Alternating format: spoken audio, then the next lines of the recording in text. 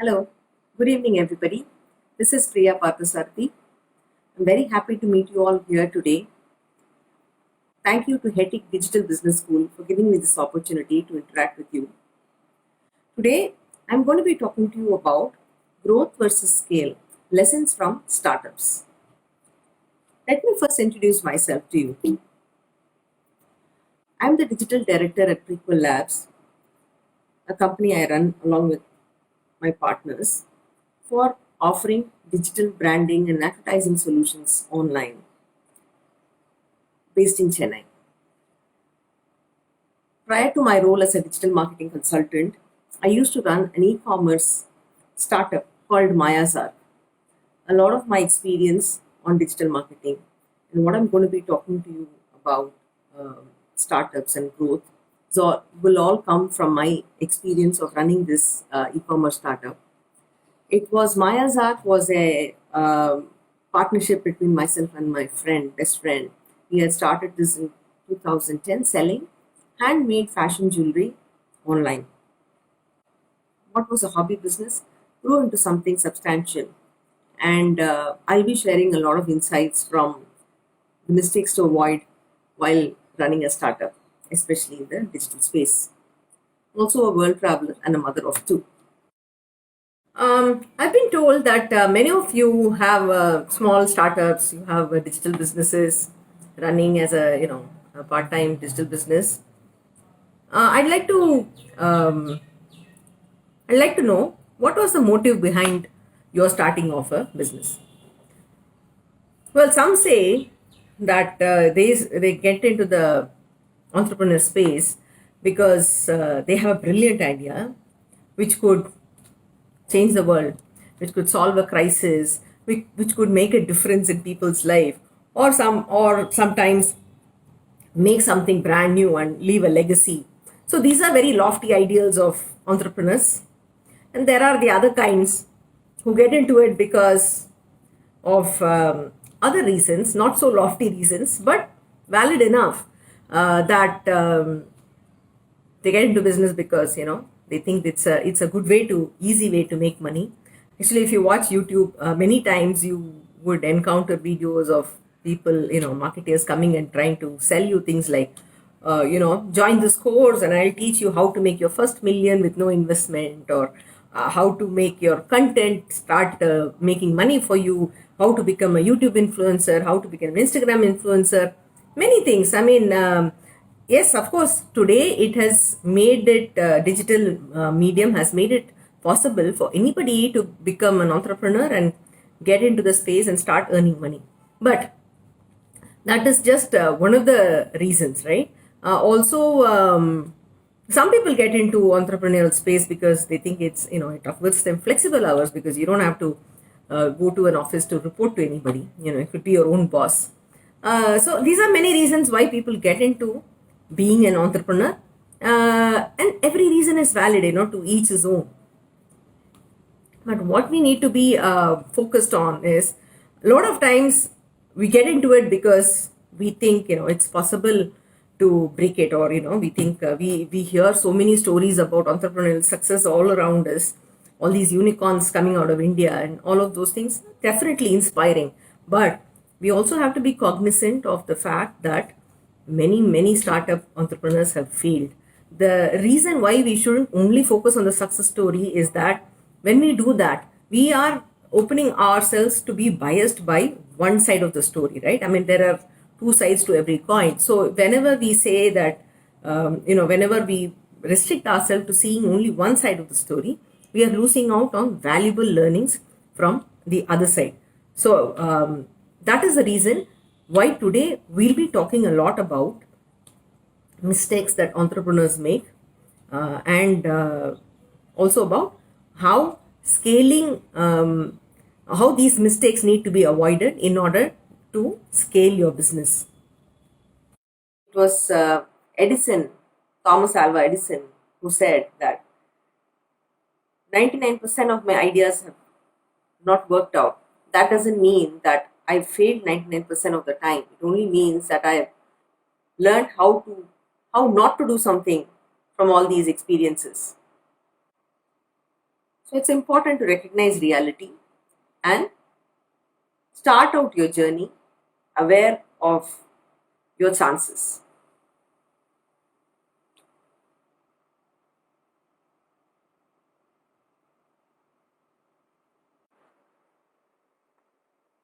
So, growth versus scaling.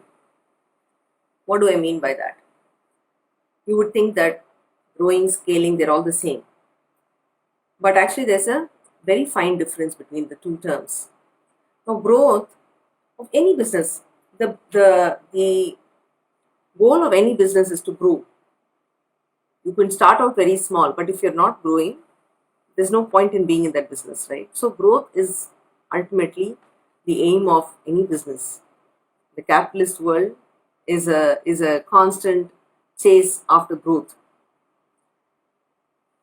But in the startup space, growing is not enough. Reason, growth could be defined by many parameters. So growth could be growth of the size of your business in terms of revenue, or it could be in terms of the number of employees you have, or it could be the growth in terms of number of clients that you have, or it could even be growing in terms of the spaces you have, your number of offices you have, the number of countries you sell in. Growth could be defined in many ways, but growth comes at a cost, because when you say growth, you're talking about spending to get to that growth. Money grows money. So unless you spend and invest in resources, growth is hard to come by. And that is what makes growth alone very difficult for startup entrepreneurs, because what you actually need is scaling. Scaling is when a business grows by multiple times than what they have spent. It is growth that far outstrips your costs. So when a business scales, cost of a customer acquisition is much lesser than the lifetime value that the customer can offer your business. So there is a big difference between growing and scaling. In fact, the first things that the fund managers or venture capitalists, angel investors, the first thing they'd ask is, any startup entrepreneur seeking funds, the first question they ask is, what's your scaling model? Because without scaling, small businesses can't really sustain. It's okay for a big business to just grow at 10% a year, because they're operating on a big base. So even a small growth is, in terms of value, is huge. But when it's a small business, your baseline is very low. So just growing would not make sense. I'll explain how.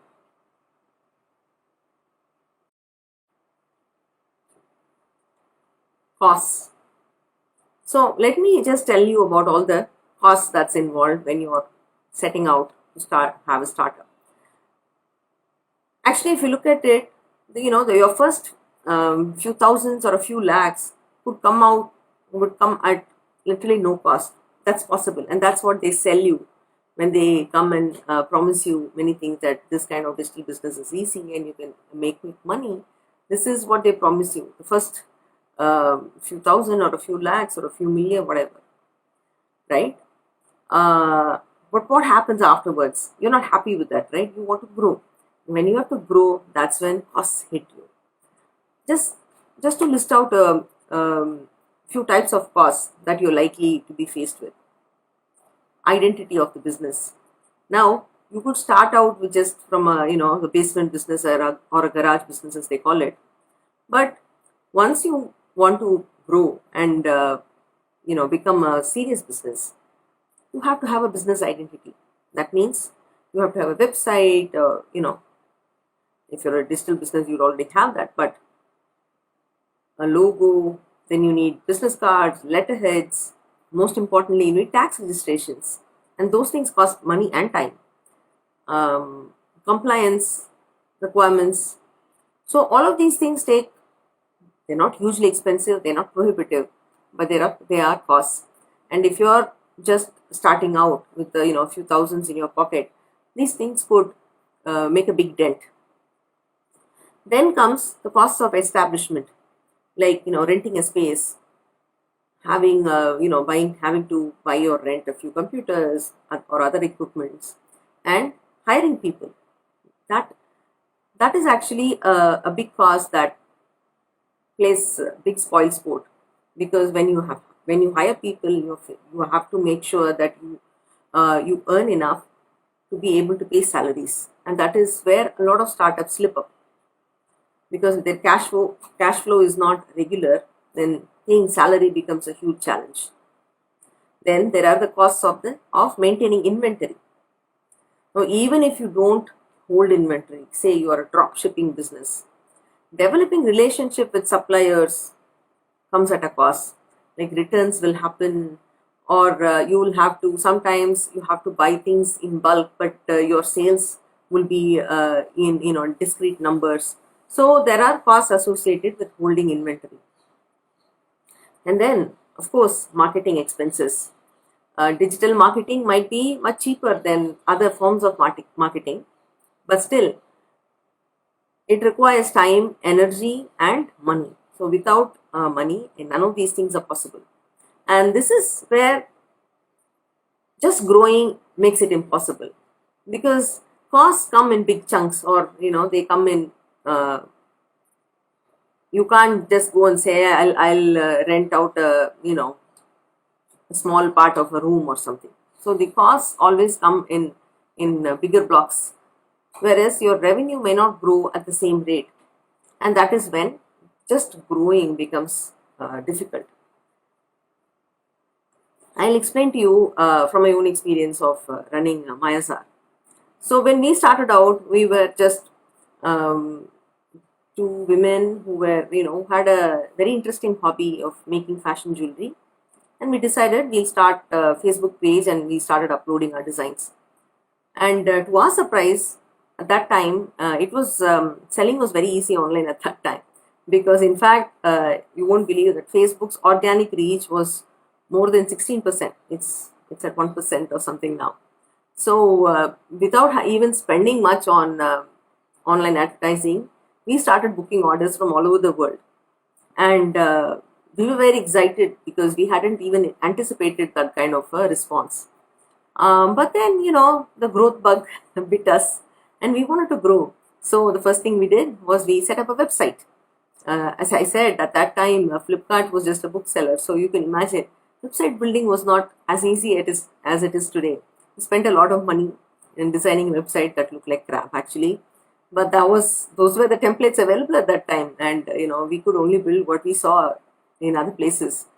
And it came with some cost. It even put some restrictions on the way we were selling and marketing, but we started off, and it was still doing well. And then what happened then, at that time I was in Malaysia, in Kuala Lumpur. That's where I started the business. Then I had moved back to India in 2012. And when we moved to India, we realized there's a huge market here, and we were very excited. Okay, this market is something that we can really tap, because anyway, even before, most of our orders were coming from India.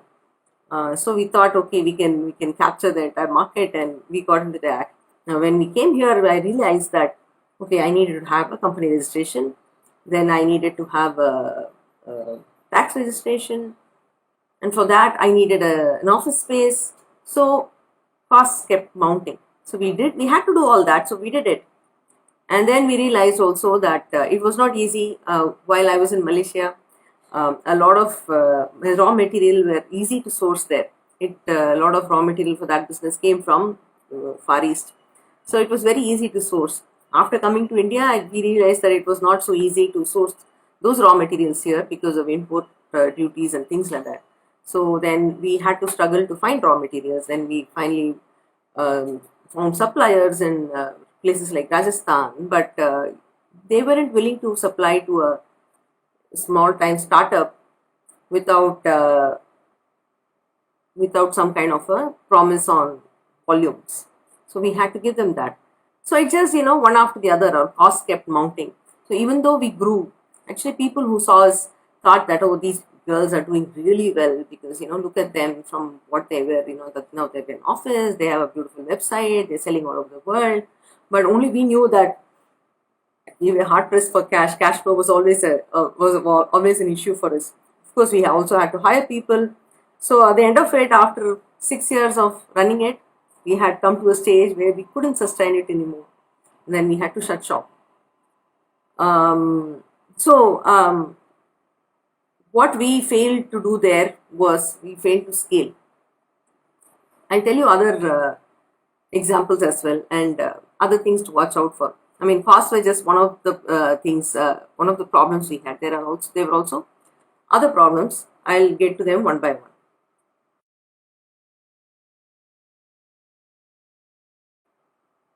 So these are the top 5 mistakes that prevent businesses from scaling.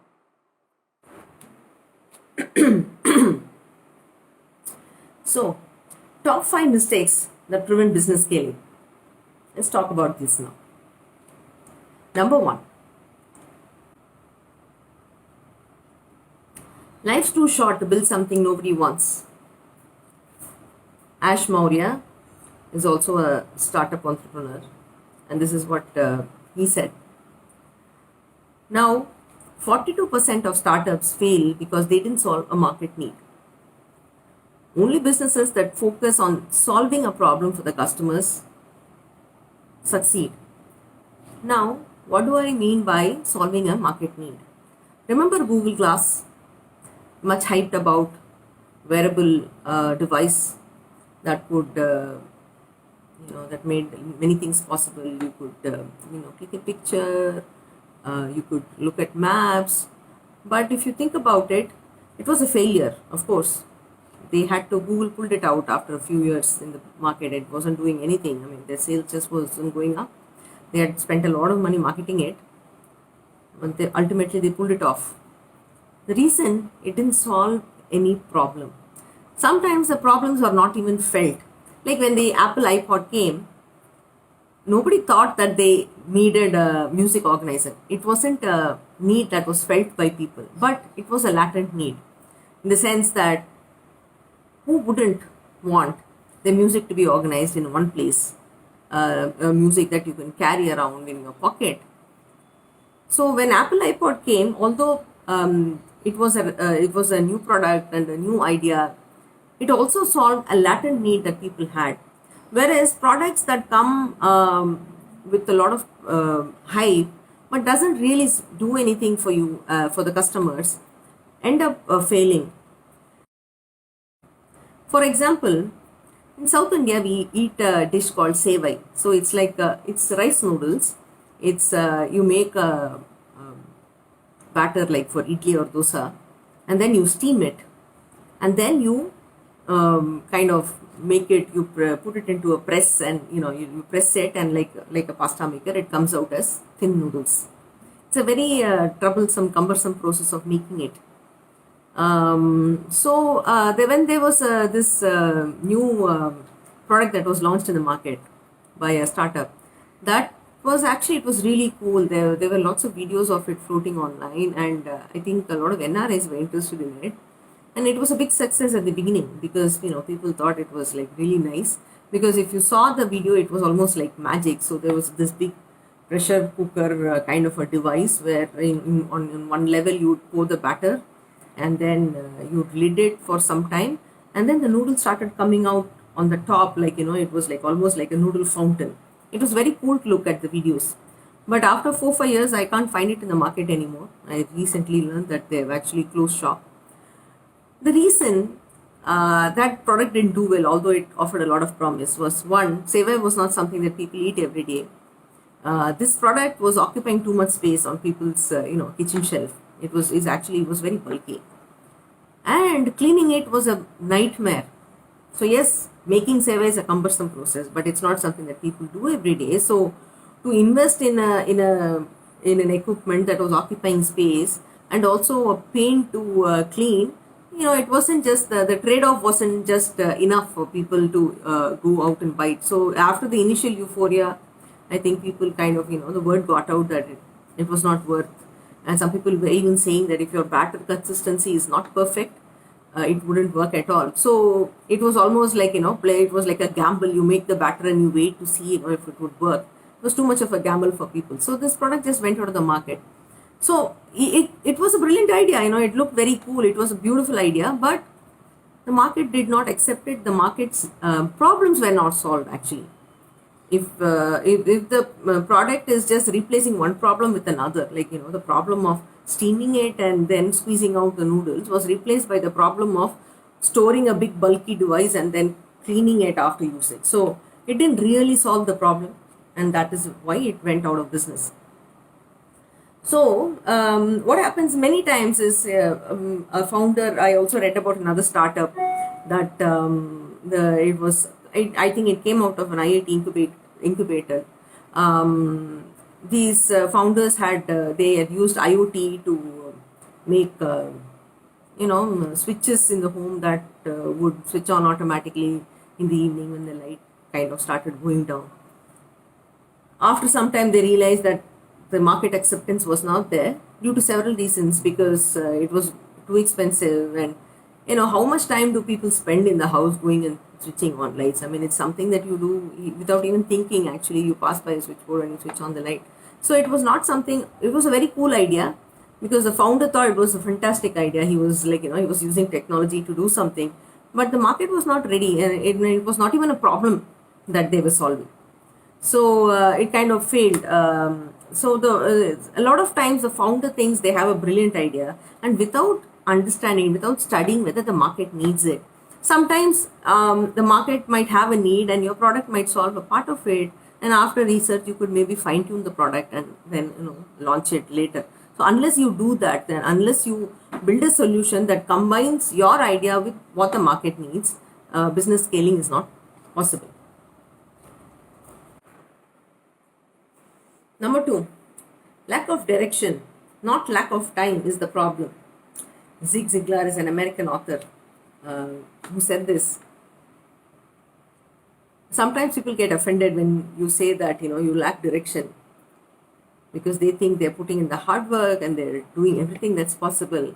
But it's not a problem of not doing the hard work. It's actually a problem of not doing it in the right way, or not doing what is essential to grow the business. So when we were running Mayazar, we used to spend a lot of time going and participating in exhibitions. Actually, hindsight is 20/20, as they say, and if I look back at it, those were mistakes that we should have avoided, because what we realized was that these exhibitions, we pay a hefty sum to book a table there, so it would go anywhere from 50,000 to a lakh. These fancy, 5-star hotel exhibitions, we'd always make like at least 1,000 rupee lesser than what we had paid to book the table. I mean, the sales out of that were only that much. But we went there not expecting to sell a lot, but to get a lot of contacts and get phone numbers and things like that.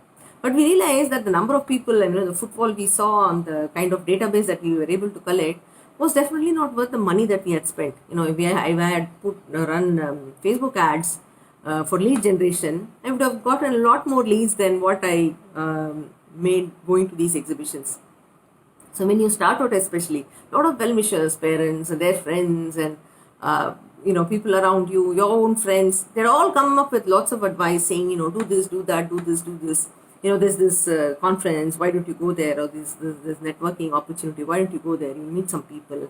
And when you're starting out, you're also unsure, no startup founder is 100% confident. They're always very, that insecurity is always there in people's minds.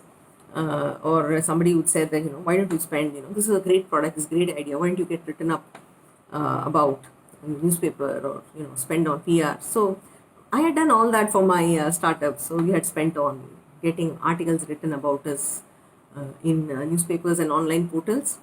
What we realized, for none of these activities directly translated into anything significant. And in hindsight, we realized that these were huge mistakes. The money and the time spent on these kind of frivolous activities that was not really bringing us anything that doesn't guarantee immediate, or I wouldn't say immediate, or like even near term returns, is a waste of time, especially when you're in the early stage startup level. Or doing collaborations with other brands or somebody else, and somebody would come and tell us that we are selling saris and you're selling jewelry, why don't we do something together? We would do things like that, and we realized that the sari actually ended up selling more than what we did. So collaborations with other brands without having a sure revenue model or networking, all of this is a big waste of time and money. And it is important that entrepreneurs focus on activities that bring in new customers, and then you spend your time cultivating relationship with these customers, because that would give you better returns than going and networking. Or I'm not saying don't network, don't do exhibitions. Study whether that opportunity is really worth the time and the energy and the money that you're putting into it.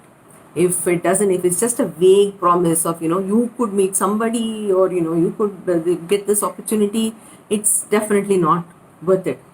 In actually Some of these conferences are terrible. I remember one instance when I went into somebody had said there's a startup conference happening in Chennai, why don't you come? So I went in, and I realized that I was the only female startup entrepreneur there. Among there were like some 50 guys doing mostly in the tech side of business. So me selling fashion jewelry online was like I was sticking out like a sore thumb there. So putting all my feeling left out aside, I did go do the networking, exchange cards and things like that, and most of it came to nothing. But there was this one company representative that was there, and those guys were into what should I say? I can't remember the name of what they call themselves, but they came and told me that you're selling online, but how come you're not selling on Amazon or Flipkart? Then I said, no, mine is a boutique business, and I only have one piece of anything. It would be a problem managing inventory if I put it up on multiple sites. How would I track? So that's when they had said that this is what we have a software for. If you install this, we could help you manage inventory across multiple sites. You can use our interface to upload on many sites and all that. So it sounded promising, and who didn't want to? At that time, it was 2015. So Amazon and Flipkart were really had started making waves, and who didn't want to be on them? But so I signed up with them, and it was those early days when service providers were actually charging a big fee. So I had to spend a lot of money to get that software, and it was very complicated. Actually, it was not even user friendly. I ended up spending a lot of time learning how to use that software. And then what we realized was, once we signed up with Amazon, we realized that Amazon wanted us to only put pictures with white background. So all my pictures were, like, as I said, it was a boutique business. So all my images of all my products were of my jewelry with artistic background. So that's how we had always run it, and that those are the stock, or photos of my products. So then we invested. we hired a photography team, a professional photography team, who would come and shoot in high resolution clarity, and then it was easy to remove background and put it in white background. And then we said, since we're getting a professional photographer, why don't we also hire a model? And until then, I used to be the model, or somebody in the office used to model. But then we got a professional model. So you see how costs kept multiplying. So all of these costs would have been justified if we had sold a lot on Amazon, or at least enough to cover all the expenditures that we had. But what happened was, we realized later that it was a mismatch, the platform and the product, because my products were, as I said, boutique products, right? I mean, people were buying it because they were unique, and because they were like one of a kind, and they also came with some kind of an artistry, and that was conveyed through the images, a description, everything. The minute we uploaded it on Amazon, it looked the same as everybody else's, because the photographs had the same kind of white background. Amazon forced you to write description that had keywords. So there was not none of these flowy, flowery languages that we usually wrote description for our products with. So it had, the product itself had lost a lot of its charm. It kind of started looking very, what should I call it? It became like mundane. Everybody else's, and in fact, people couldn't differentiate between gemstones that we were selling versus the kind of plastic or glass jewelry that others were selling on Amazon, and the price difference kind of showed to them. Obviously, it was big, so it didn't make any difference. We got deadly squat out of that whole exercise, but we had spent a lot of money doing unnecessary things for the business. So at that time, I would say that we lost track of what we were doing and why we were successful, and we got pulled in different direction because we were too enthusiastic and we were too eager to grow. In that, we had lost sight of what was important to our business. Number three, individuals don't build great companies, teams do. Truer words never said before. Actually, if you look at venture capitalists, they don't like to invest in startups that have one single founder, because team is very important in the success of any venture. Statistics say that solo founder businesses they take like 3.5 times longer to get out of the startup phase, basically to achieve scaling. But a balanced team has 3% more user growth than the team that doesn't have a balance. What do I mean by a balanced team? So for any digital business, for any business, and especially in digital business, it's important to have three kinds of skill sets. One is the visionary, the founder and the visionary who has, who has the uh, domain knowledge, who can think about product improvements, so all of that. Then comes the marketer, because if you cannot, as I explained before, if you cannot make your product appealing to your customer, nobody's going to buy. So a skilled marketing mind is a must. Then you also need somebody who's a technologist who can help you in scaling. Like as like I would be explaining in the next point about how what is the importance of automation and technology in startup business. So without these three skill sets, it's very difficult to scale a startup. Now, one could argue that one person could have all these skill sets, but it's very difficult because these three are they're a very weird combination of skills. They could be somebody who's a visionary, who's also a marketeer, or a marketeer or no, no, a visionary who has a technology background, who could think technology. But a combination of all three is very rare to find, unless you're Steve Jobs. In fact, even Steve Jobs, he was not really the technologist in it. He was the Wozniak and the other guys were. Um, Steve Jobs was a visionary and a good marketer. He was a great sales guy, right? He could sell his ideas to the people. So it's very difficult for one person to have all these skill sets. So it is important for a startup to have more than one person. And then I'm not saying, when I mean a team like you have a sales team, not that kind of a team. Team of decision makers, right? I mean, people who could make the decisions at the top. If it's a company that has co-founders, or at least a CEO, a CFO, a CTO, then it has a better chance of succeeding, because now you have skill sets in all areas that's important for growth. The other one is that one person's time is not getting kind of pulled in different directions to do different kinds of activities. If you have dedicated professionals doing or taking care of one part of business, it would definitely mean that enough attention is paying to that side of growth. So it is important to have a well balanced team. These three skill sets, being visionary with the product knowledge, the marketer, and a technologist. Number four, if you don't stay on top of your cash flow, you are going to put your business in a very dangerous position, says Jonathan Long. I can't tell you the importance of having good financial management in a startup enough, because um, history shows that 82% of the time, poor cash flow management is the reason that small business fails. What happens is, as a technologist, or you have a great product, you have a great idea, you get into business and you start selling, and after some time you realize that your books are out of order, or you've not kept track of all your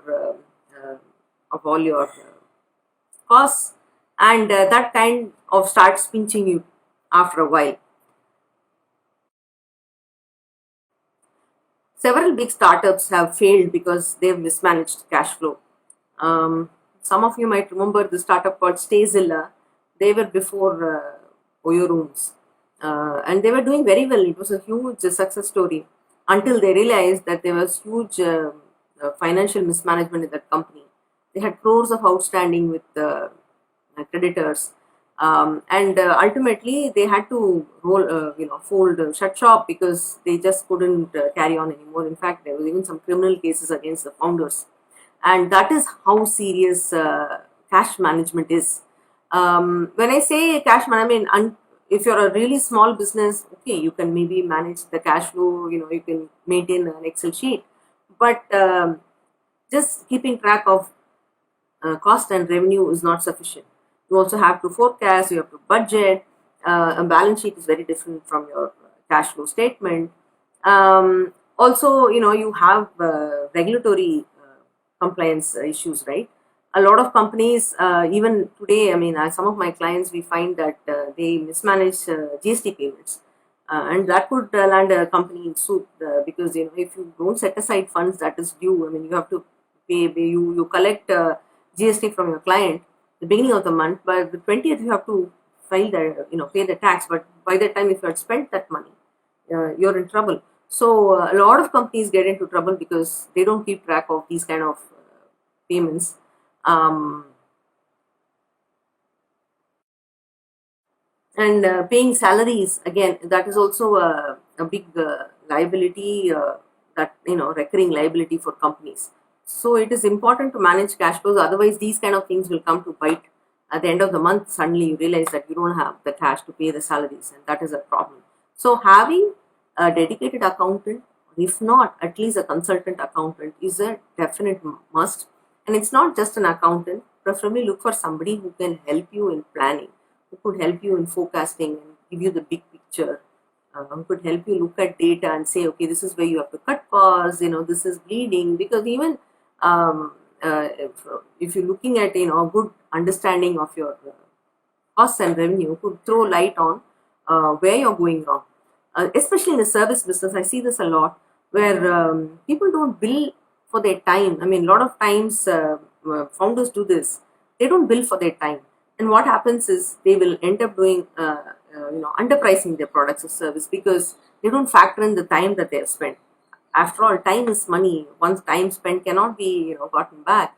So keeping track of project costs. Project costs again is a very important thing that startups should do, because a lot of times what happens is that you will, if you do analysis at the end of the month, you realize that one project which was bringing in X revenue has consumed like some 80% of your resources, whereas another project which brought in maybe equal revenue only consumed 20% of your resources. So doing this kind of analysis helps you in focusing on what is important. If I had done that analysis about my exhibitions, I would have realized that they were a huge waste of time and money. So doing this, doing project costing, doing your forecasting and budgeting, all of that is very important. So it is important to invest in good financial management setup, whether it is hiring somebody or consulting with somebody. It is important to do this. If there's one thing that you will outsource, it should be this. Definitely spend time on financial management. Number 5, if you aren't investing in automation, you're missing out on a lot more than convenience, says Peter Desim. Well, automation, it's a very misleading word. Automation, immediately you conjure up images of robots and things like that. But Most of you would know that that is not true. Small businesses use automation a lot. When I say automation, it's about, it could be process automation, where especially things like marketing automation. In fact, small businesses using marketing automation see that their leads grow by 400%, and they're able to outgrow their competitors 63% of the time. So, marketing automation has been a big boon to the startup industry. See, what automation does is, of course, it saves you time, but it also allows you to streamline many processes, and it allows you to ensure that, if it can't be streamlined, it tells you there's a problem there. So it allows you to iron out those wrinkles in your processes, and it allows you to scale without spending too much of additional resources. As I said, if you have to scale, you have to make sure that you're able to acquire customers without spending too much resource, right? The value of the customer acquisition has to be less than the value that the customer is going to bring in. And for that, automation is a very important aspect. So if you have setting up a lead magnet and allowing online ads to run month on month is a great way to acquire leads. You don't, if you have to, as I said, if you have to go to exhibitions and display, all of that is going to take time, and that's really not automating anything, right? Because you have to put in that effort every time, and that's a lot of time and energy spent in addition to costs. But if you can find ways to make these things run on auto mode, then definitely then scaling is possible. So anything that requires you to replicate your efforts without or replicate your success without replicating effort is when you've achieved automation. And it could be in the area of marketing, it could be in production, it could be in sales, it could be in anything, but automating processes is a very important element for scaling. So automation is also when you make something scalable by introducing uh, repeatable processes. For instance, there was a client of ours. They were a small startup. They had a robotics training academy. So they would teach children how to make small robots with some robotics kits that they would give them. And it was a very successful startup. They had one center, and they had trainers that were interacting with the children. They were doing very well. They had children attending their academy, and it was a very successful venture. But but they realized soon that this is not a scalable, because it is in order to for them to replicate this, again they have to invest in the space, they have to get people as trainers, and this is what they were finding successful, is to find good trainers, because this is not a it's not a skill that everybody has, right? Robotics training is a specialized skill. Get trainers who are committed, who show up every day on time, and who would actually you know be able to interact with kids in a friendly way. All of that was posing a big problem for them, and they realized that also with growth, if they had to open they did manage that. They did have like 2 3 centers they opened later, and they realized that it was a big problem, because one, the costs are also going up as and when they're opening a new center, and the getting trainers was a problem. So that's when they realized that they have to do automation, and they converted it. They took some time. They invested some time and energy and money into it, but they made everything into a interactive video game kind of a format, where all the instructions came from the set itself. So the kids would come to the center, they'd interact with the module. They had computer, stations set up, and they would just do all the robotics building themselves. So when they did that, they were able to scale so quickly. Within a year, they went up from 3 or 4 centers to 75 centers, and 75 places where they were training kids. So that is when business scaling is possible, when you are able to quickly go from 1x to 10x. That is when business scaling happens.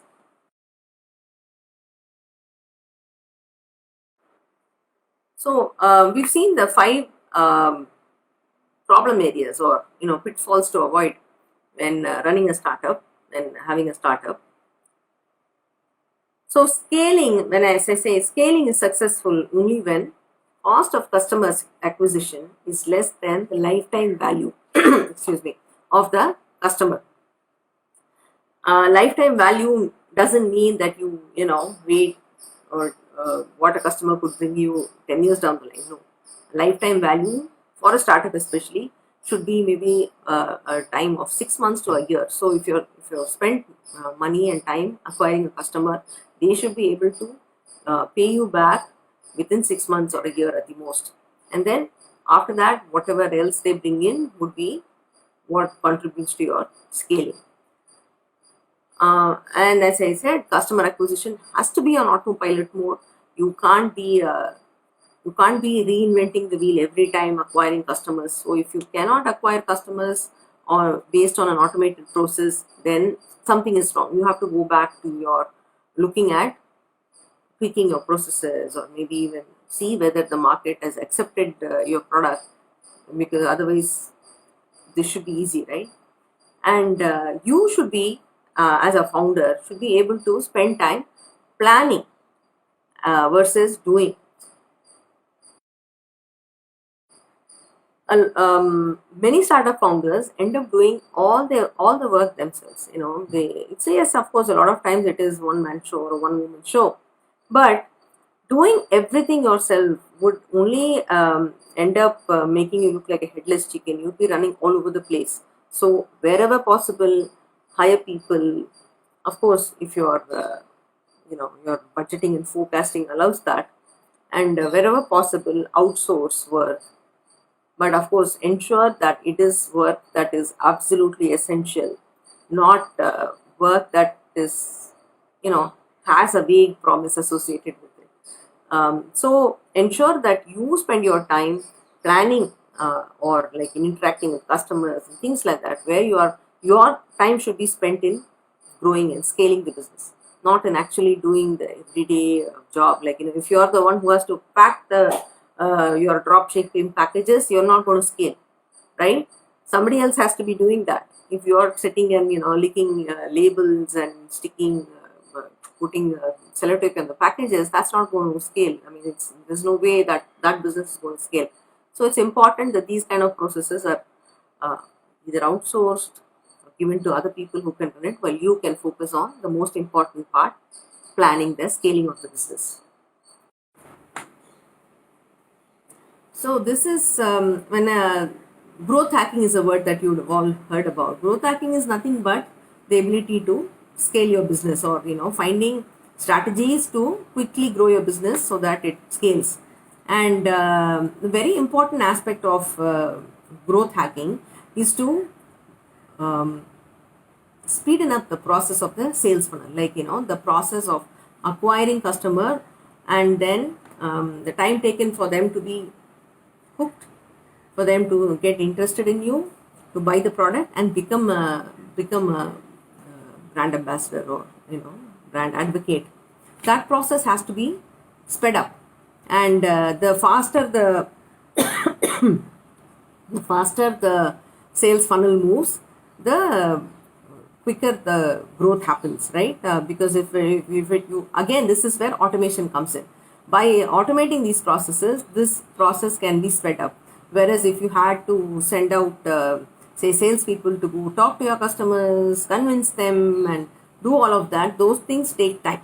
But when it's an automated process, the sales funnel runs very smoothly. So number one step is to acquire the customer, where either you use a lead magnet or some marketing automation tool to acquire customers, in a sense, show your business to them, get them hooked on, and get them to come and see you. And then you have to activate them, where once now that they are interested, you have to ensure that they are convinced to buy your product. Now, okay, next step is, okay, once they've bought the product, it's not enough, right? As I said, the cost of customer acquisition has to be less than their lifetime value. This is only possible if they keep coming back to you. to buy again and again. In fact, 60% of a good, a successful startup will have 60% of its revenue from repeat customers. So, in order to have that, you have to have strategies to retain these customers. So, follow up with them, give them, if they have any grievances, address that.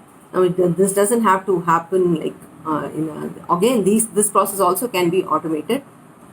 So you ensure that your customers come back to you for buying again, and then also induce them to become your brand advocates by giving them incentives to refer you. Like it could be like a coupon, a referral coupon, or there are many things that you can do. So I'm not going to be giving you specific techniques here. So we are talking on a more general terms here. So these are the 4 stages to customer acquisition and retention. So this process is where you have to focus your attention on as a startup founder. This is where most of the attention has to go, as to how this process can be streamlined, how this can be automated, how wrinkles can be eliminated here, and how you can ensure that the customer is happy and retained. Other tips. This is probably applicable to all businesses, more so for startups. Don't do something because it sounds cool. A lot of times, new technologies and things like that excite you, and you want to use them for your business as well. But don't go and adopt something because it's cool or it's the latest thing or same thing. Unless, as I mentioned earlier, you have to focus on what will immediately generate meaningful revenue and meaningful customer connect. If that doesn't happen, if it's a vague promise or if it's a far, it's a distant promise, don't invest in that right away. And number 2, don't do something because others are doing it. This is again something that a lot of companies end up doing. It's important to follow your competitors. It's important to follow the market to see what others are doing, to learn. But don't do something because others are doing it. If it's valuable, if it makes sense for your business, then adopt it. Again, here an example would be from Google, the Google Plus. So they had already been Facebook and Twitter, and Google didn't want to be left out of the game. So they came with their own social networking platform. But Google Plus lacked any of the user or the easy use of interfaces that the other social media platforms offered. And sometimes I feel Google created some things like the circles and things like that only to differentiate themselves from others without really making a difference by that differentiation. The customers didn't see the value in the differentiation. It was only there for the sake of it, and it was a total failure. I mean, it never gathered steam like the other social networks did, and slowly it had to be phased out, and now it's completely dead. So even big businesses do these mistakes because they don't want to be left out, and because they see potential and they think that there is always space for one more player in the market, and they get in. And the reason they, if it's fine, even if it's you are replicating somebody else's success, as long as you put customers first. And this is where several businesses fail.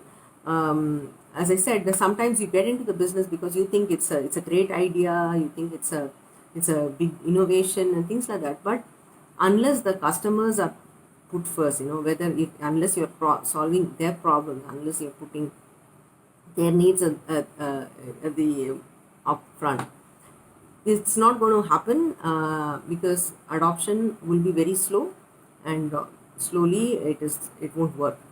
So we saw a few important points about what mistakes startup founders can avoid. Of course, I only talked about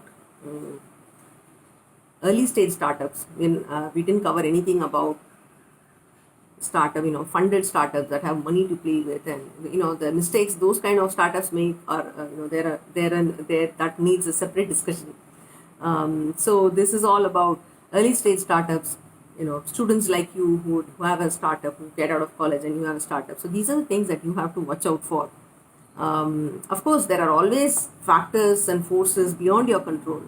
Market could change overnight because some factor changed, or something like a pandemic strikes and your business is wiped. those things we cannot control. Those are beyond our control, and we cannot plan for those things. But small mistakes that you can anticipate and avoid are what we covered today. Hope it was interesting for you, and hope it was useful for many of you. If you have any queries, if you would like to get in touch with me, my email address is priya@prequellab.com. You can even look me up on my company's website, prequellab.com, and I'd be happy to take queries, or if you have any queries now, we can discuss them. It was a very nice session. Thank you so much. Thank you, HETIC Business School, for giving me this opportunity. Bye.